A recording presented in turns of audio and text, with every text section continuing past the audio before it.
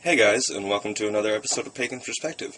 This week we are talking about spell effectiveness, and we had two questions this week which we'll be covering.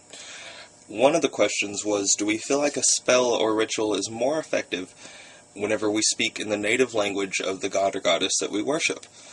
My answer to this is, yeah, probably, but not just because you're speaking the language. I mean, they're going to understand you no matter what you speak.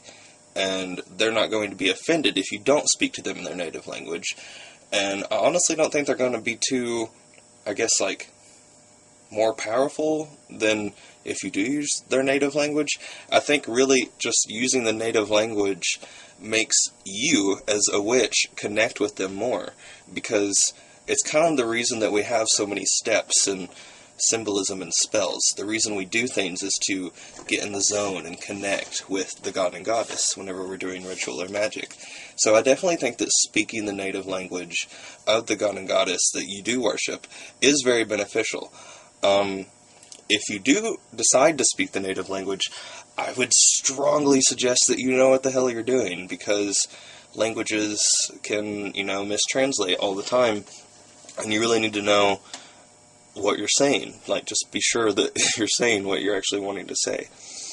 The other question that we had was, do we feel that a candle scented as an herb would be effective in a spell if you didn't have that herb?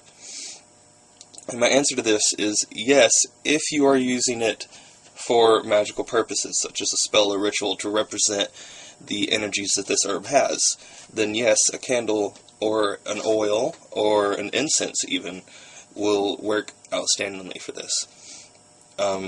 Wicca and witchcraft and spells and all that stuff is really easy with replacements. But obviously if you're wanting the herb for medical purposes, such as to make a tea, you're going to need the real herb.